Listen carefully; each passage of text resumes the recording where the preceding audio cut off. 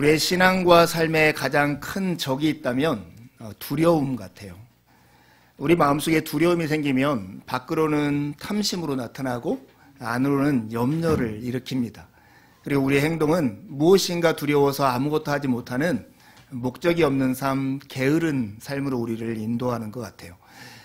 이러한 우리의 신앙과 우리의 삶을 망치는 포도원을 망치는 여우들이 있다면 이 무너진 포도원을 다시 세우는 도구들도 있을까요?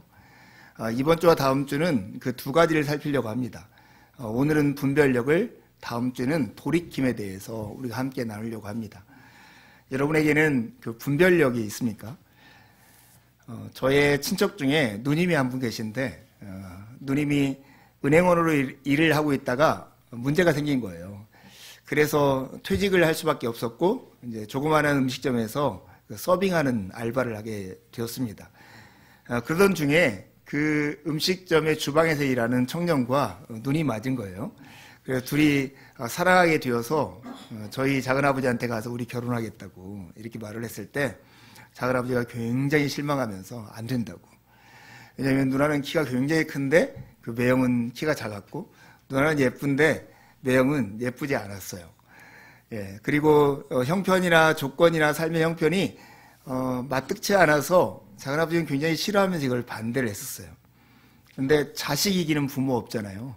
그래서 결국은 이제 결혼을 하게 되었는데 그 집 7남매 중에 가장 잘 사는 가정이 이 가정이고 변함없이 부모님을 봉양하면서 그렇게 지극정석으로 사랑을 한 집이 이 가정이었어요. 특히 이 매형이 마음이 한결같고 부모나 사람을 대하는 정이 깊어서 부모님을 향한 그 정과 형제를 향한 마음이 변하지 않고 지금까지도 계속됩니다. 우리 작은아버지의 분별력이 진짜 없으시죠. 예, 껍데기만 보고 진짜 알맹이 그 사람의 모습이 어떠한가를 보지 못하는 거죠. 우리도 그런 것 같아요. 우리 삶의 현실 가운데 딱 겉 포장지로 되어 있는 그 모습으로 쉽게 이건 좋은 거야 나쁜 거야 이런 것을 구분해 버리는 것 같아요. 인간으로 보면 학력이 어떤 거야 아니면 뭐 외모가 어때 소유가 얼마나 됐어 뭐 키는 얼마나 돼 이 따위로 사람을 판별하는 그런 일들이 우리 삶에도 참 흔한 것 같습니다. 그러나 진짜 분별력은 그 포장지 안에 상자 안에 담겨져 있는 그 알맹이 그 사람의 됨됨이가 훨씬 더 중요하다는 것을 우리가 알죠. 오늘 우리가 살아가면서도 이런 분별력은 정말로 필요한데 무엇보다 필요한 것이 뭐냐면 신앙생활을 하는 데 있어서 이 분별력이 필요하다는 거예요. 오늘 예수님께서 이런 말씀을 하세요. 내가 불을 땅에 던지러 왔다. 불을 땅에 던지러 왔다.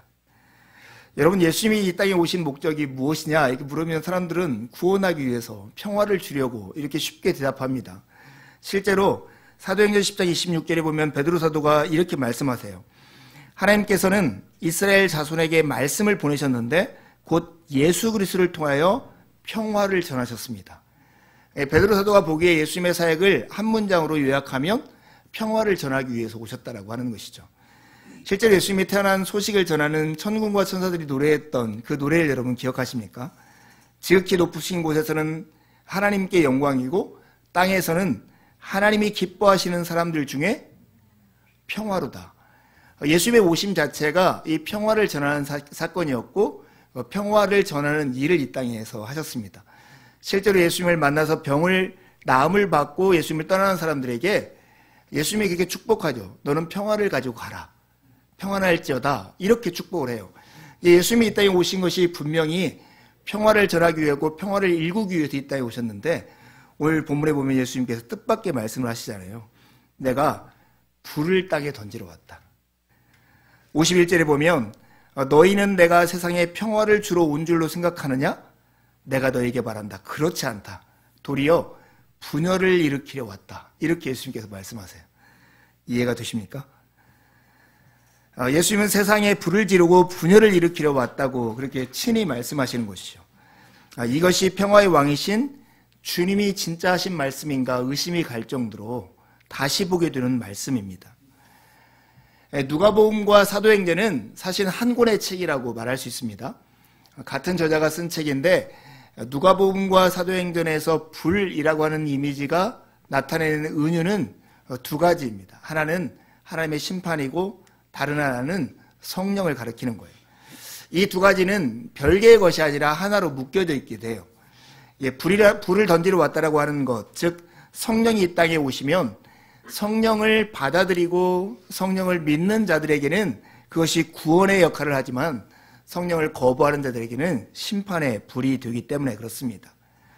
예수님께서는 당신이 지셔야 할 십자가를 앞두고 마음이 답답한 상태에서 당신이 주로 온 그 평화를 받아들이지 않는 사람들에게 임할 심판의 불을 염려하면서 이런 말씀을 하시지 않았을까 하는 생각이 듭니다. 예수님이 정한 평화가 도리어 분쟁을 일으키는 까닭이 무엇일까요? 그것은 예수님이 주시는 평화는 이 세상이 주는 평화와 다르기 때문입니다. 예수님의 구원사역은 그것을 받아들이지 않는 사람에게는 불과 같은 심판의 역할을 하기 때문에 그렇죠. 여러분, 평화의 반대말이 무엇입니까? 국어사전에 보면 불안이나 전쟁, 혼란 이런 것이 평화의 반대말입니다.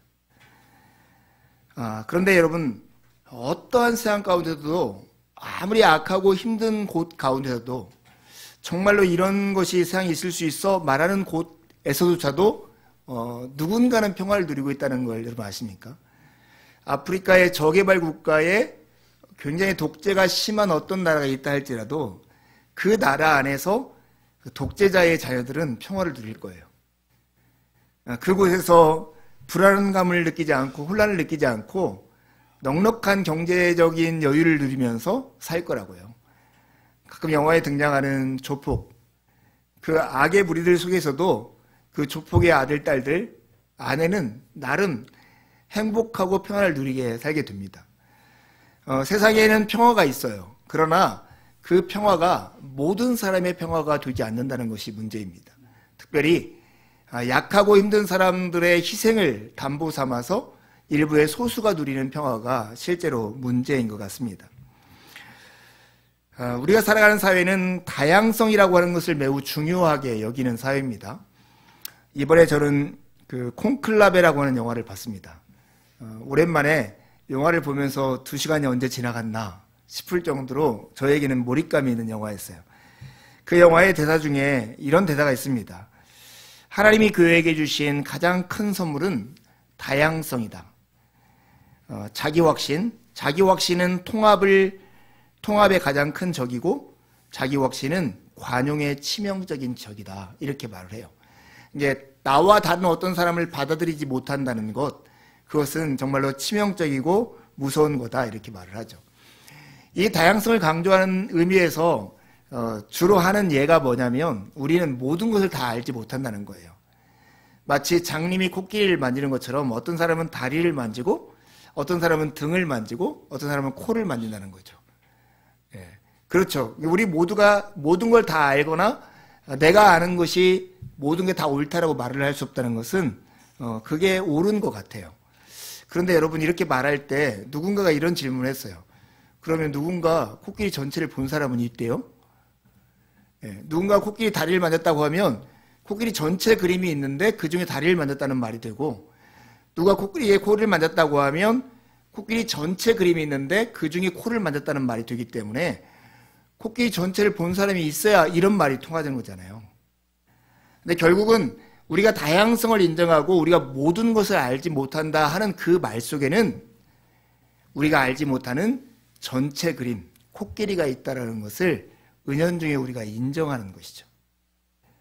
여러분, 이 말, 특별히 우리 시대 가운데 되게 다양성을 강조하면서 기독교 신앙도 하나님을 추구하는, 복된 삶을 추구하는 한 가지 방법이야, 이렇게 말을 하는, 그래서 기독교 신앙에 대해서 저항하는 이것에 대해서 우리가 그런 말 속에 오히려 기독교 신앙이 추구하는 하나님의 세계가 있다라고 하는 것을 은연중에 인정한다는 걸 우리가 생각할 필요가 있어요. 이 다양성이라고 하는 것은 결국 우리가 추구하는 절대적인 진리가 있다는 하나의 반증일 수도 있겠다 하는 생각이 듭니다. 그래서 우리는 이런 질문을 하는 거죠. 우리가 정말 평화를 원한다면 하나님이 꿈꾸는 평화가 과연 무엇일까 하는 거예요. 그리고 그 평화가 이 세상이 추구하는 평화와 어떻게 다를까 하는 것을 우리가 대비해 보는 것입니다. 여러분, 이 누가복음이 쓰여있을 당시에 세계에서 가장 큰 나라는 아마 로마 제국이었겠죠. 로마 제국이 그 구호처럼 외쳤던 말이 팍스 로마나라고 하는 말이에요. 그 말은 로마의 평화라는 뜻이죠. 로마의 법과 로마 황제의 통치를 받아들이는 곳에 정말로 로마가 주는 안정과 평화와 혼란 없음과 전쟁 없음이 주어질 것이다 라고 하는 것이 로마의 평화예요. 그 로마의 평화 가운데 평화를 누리는 사람은 아까 독재자들 밑에서 자녀들이 누리는 평화나 아니면 조폭들 밑에서 그의 자녀들과 그의 무리들이 누리는 평화만큼이나 일부만이 누리는 평화였습니다. 로마의 평화는 어떻게 얻어지는 평화였냐면 군사력과 권력에 의해서 얻어지는 평화였어요. 정복하고 너희들이 나를 따르면 내가 너희들에게 전쟁을 치르지 않을게. 이렇게 주어지는 게 로마의 평화였습니다.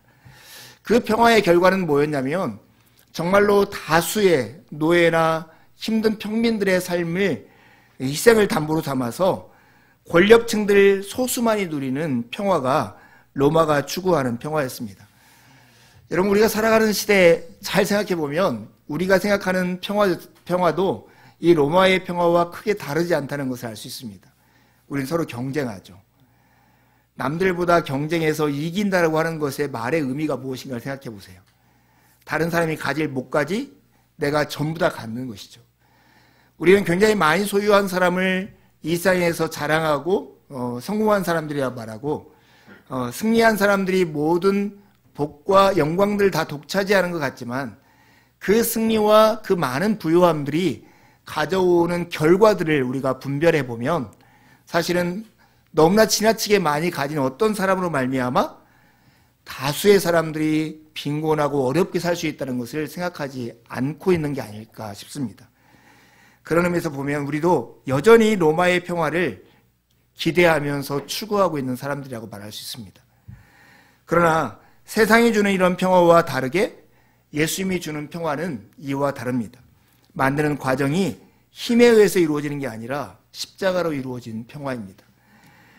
희생과 섬김에 의해서 이루어진 평화, 가지고 힘 있는 자가 약하고 소외된 사람을 섬김으로 이루어지는 평화, 그 평화가 예수님이 주는 평화입니다. 그 평화는 예수님의 이름을 부르면서 구원을 요청하는 모든 사람에게 주어지는 평화가 이 평화입니다. 여러분, 세상이 주는 평화와 예수 그리스도가 주시는 그 평화 중에 어떤 평화를 여러분들 기대하고 있습니까? 어떤 평화를 추구하시겠습니까?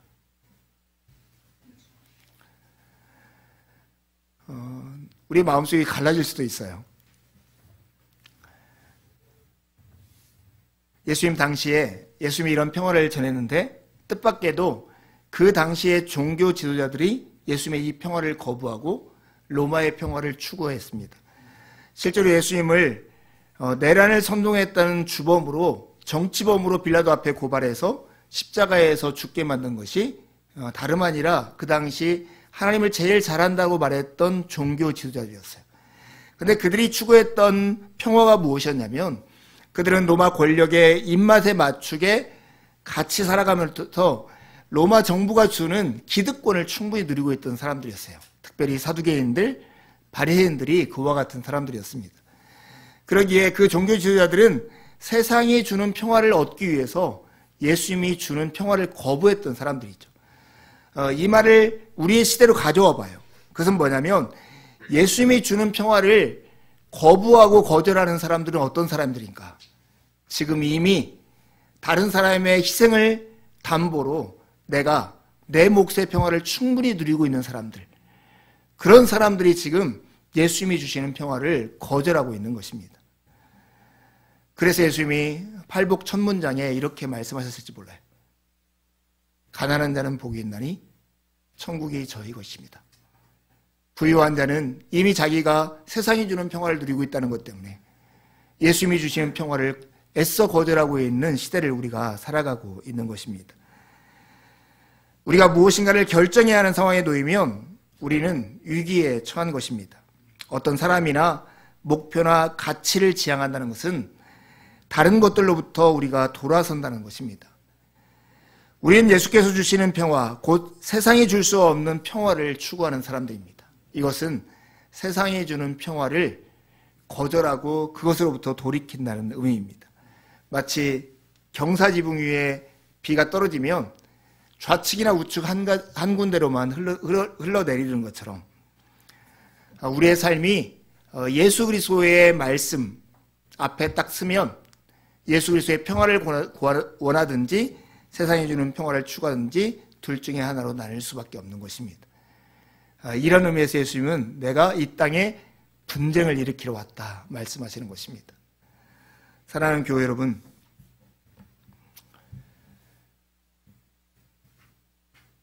우리는 세상에서 넉넉하거나 유명하거나 권세 있거나 아니면 우리 스스로 살 수 있어서 하나님 앞에 그런 자격 조건을 갖췄다고 하나님의 자녀가 된 사람들이 아닙니다.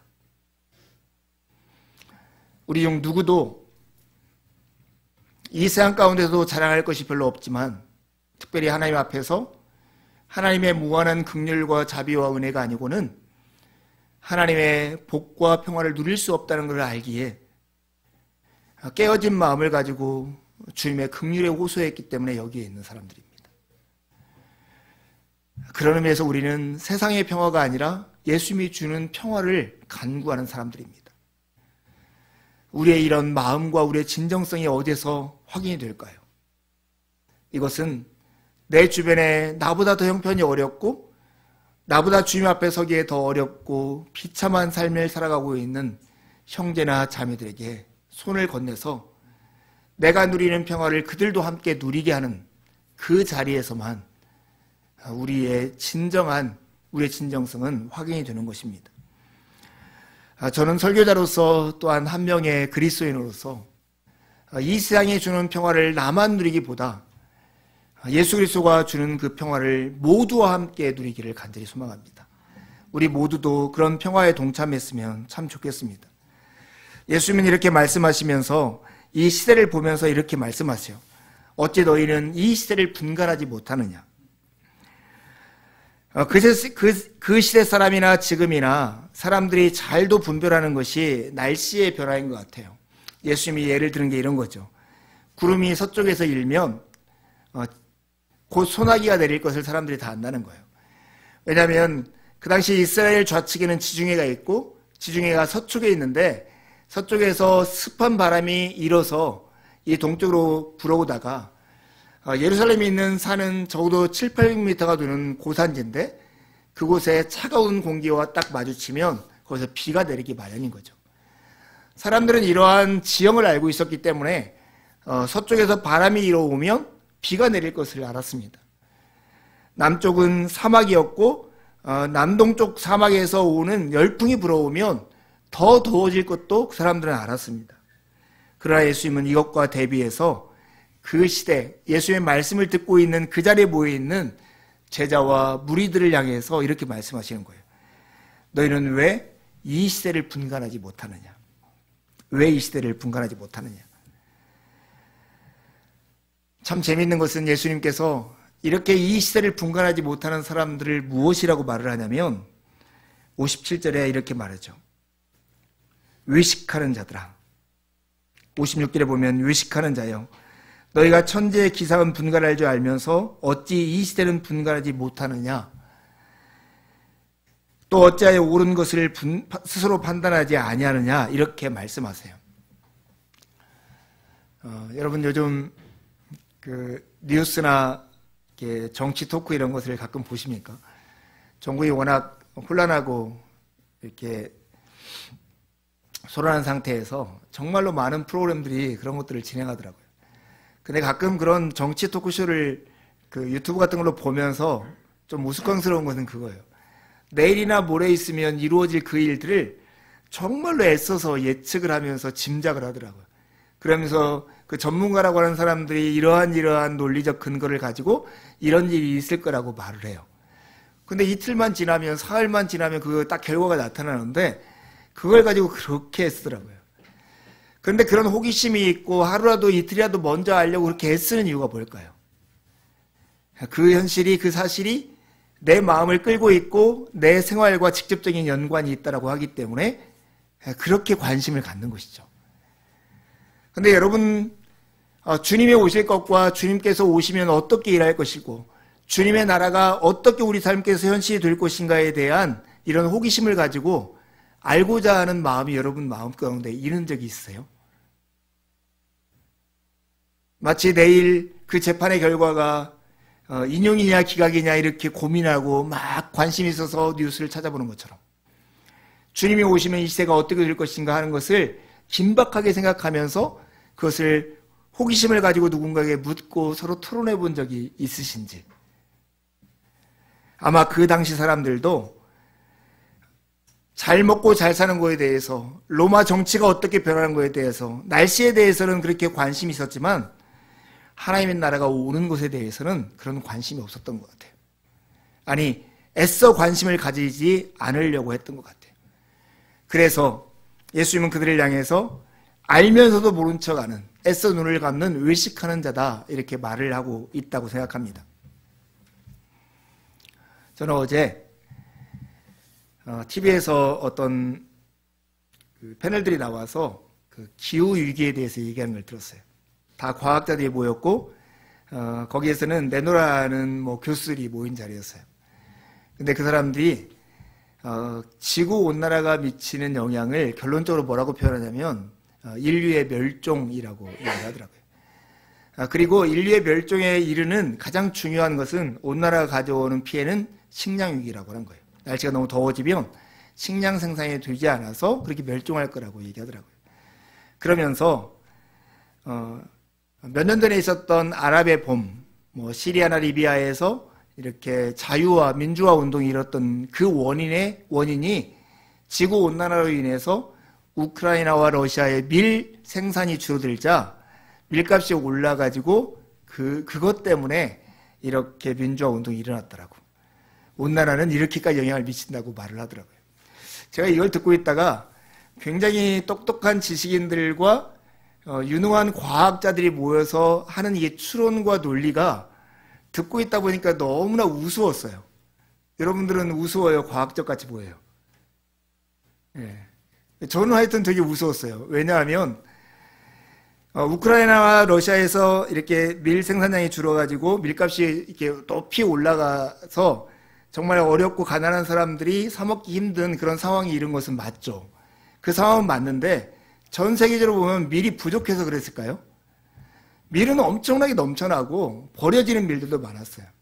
그러나 그것을 소유하고 있는 사람들의 탐욕과 돈을 벌고자 하는 욕심 때문에 그 사람들에게 적정한 가격을 주지 않고 이렇게 생산량이 줄어드니까 더 높은 가격에 그들에게 팔았기 때문 아닙니까?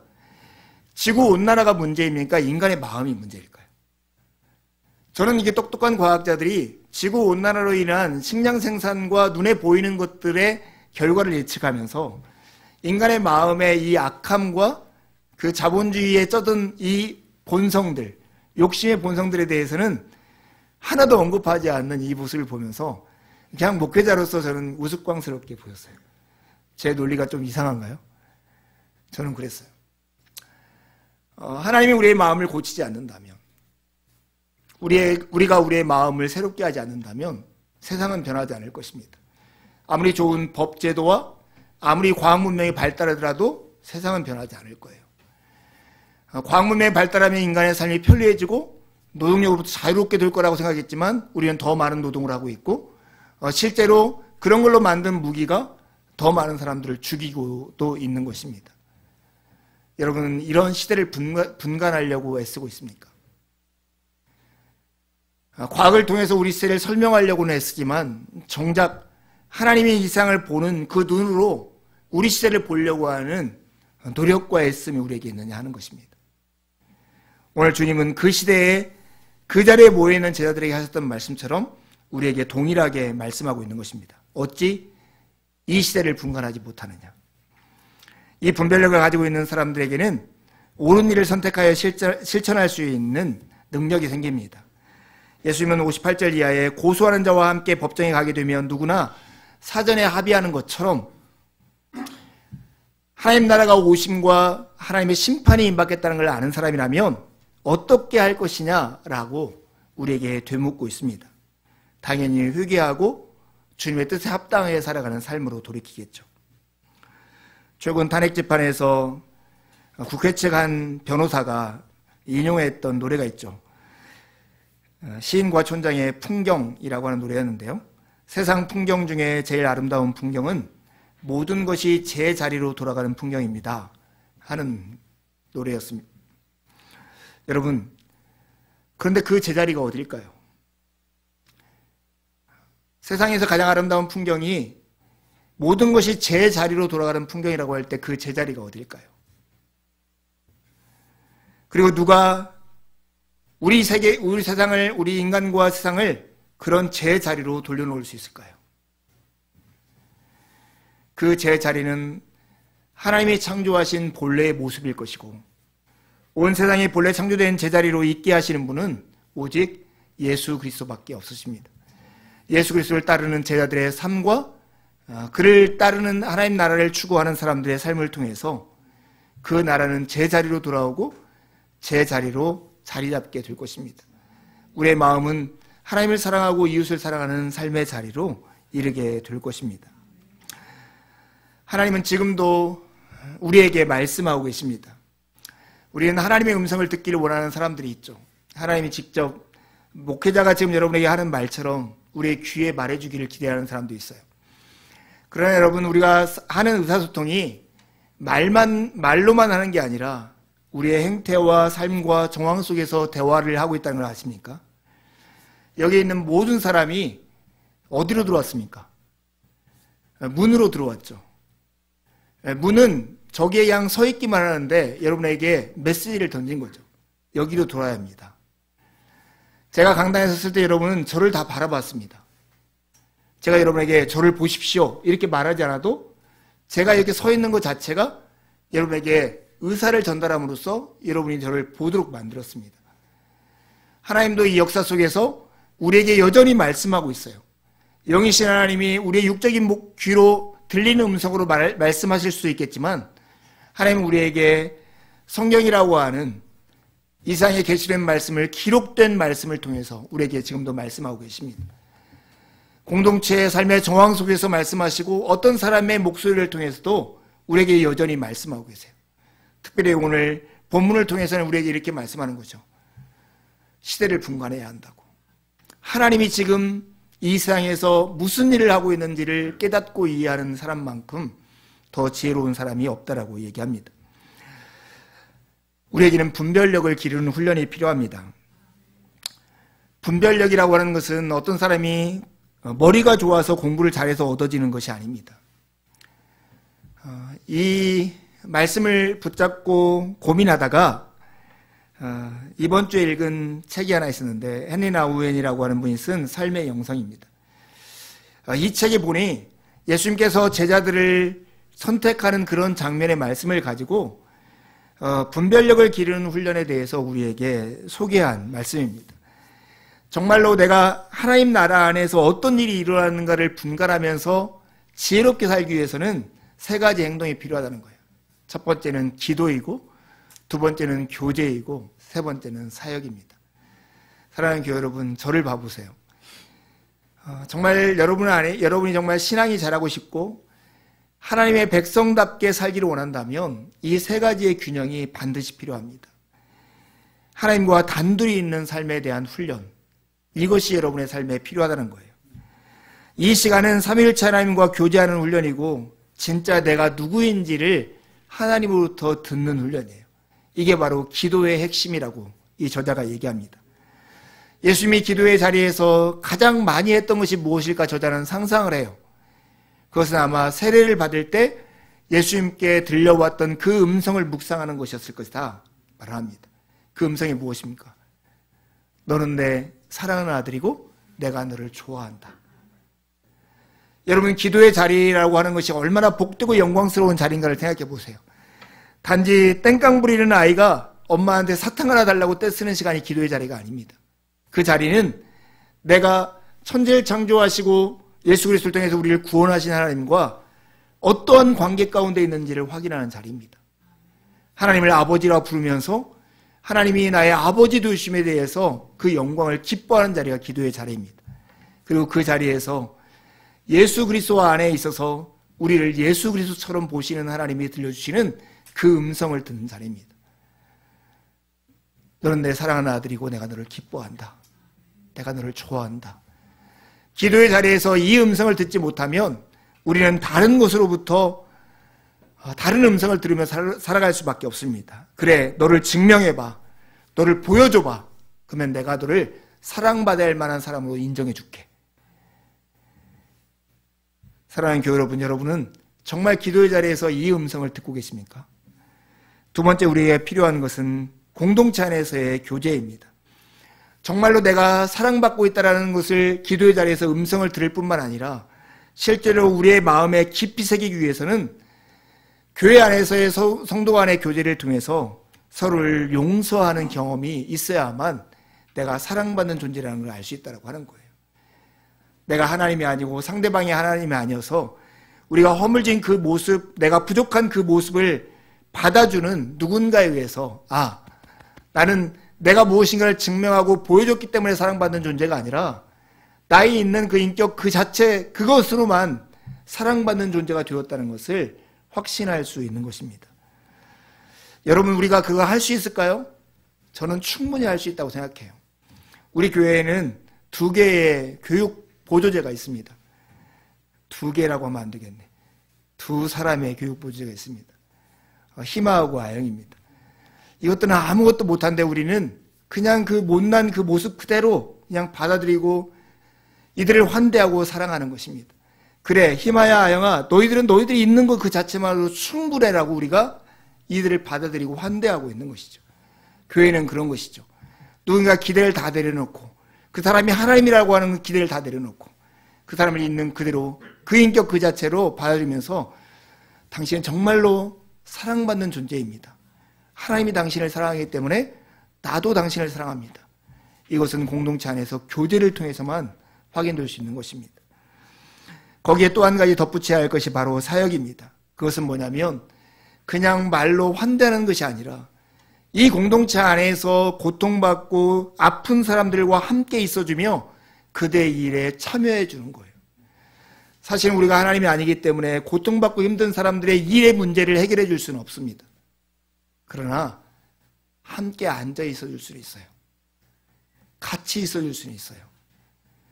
우리가 그 문제를 해결해서 그의 근심을 덜어줄 수는 없을지 몰라도 그와 함께 근심할 수 있는 것입니다.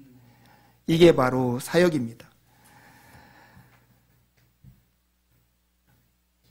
저는 뜬금없이 다른 사람한테 전화하곤 합니다. 대표적으로 경춘 목사님한테 전화해서 그냥 전화했다고 얘기를 해요. 두순사님한테 전화해서도 그냥 전화했다고 얘기해요. 제가 전화하는 것의 99%는 그냥 합니다. 전화하는 이유는 내가 당신 옆에 있어. 당신도 내 옆에 있어줘요. 라고 하는 의미가 거의 전부입니다. 사랑하는 교회 여러분, 진짜 하나님께서 우리 가운데 일하시고 우리 가운데 어떤 일을 행하시는가를 분별력 있게 살고 싶다면 하나님 앞에 고독의 시간, 기도의 시간을 가져야 합니다. 그 속에서 내가 하나님과 어떤 관계이고 하나님이 나에게 어떤 음성을 들려주는가를 들어야 합니다. 그런 다음에 공동체 안에서 서로를 용서하는 관계를 통해서 서로가 어떠한 존재인가를 확인시켜줘야 합니다. 그리고 사역을 통해서 서로 옆자리를 지켜주는 그 일이 있을 때만 우리는 세상의 음성에, 세상의 목소리에 우리의 마음이 끌려다니는 것이 아니라 하나님의 인도를 받아 살 수 있는 것입니다. 제자가 될 뿐 아니라 늘 제자답게 살고자 한다면 이 고독과 공동체와 사역, 이 3가지 훈련을 통해서 하나님이 우리 안에서 일할 수 있는 공간을 내어드리십시오. 하나님이 그 공간에서 활동하시고 말씀하시는 공간을 내어드리면 우리의 삶에는 놀라운 일이 일어날 것입니다. 이번 한 주간 정말 그런 은혜가 우리 모두에게 있기를 간절히 원합니다. 기도하시겠습니다.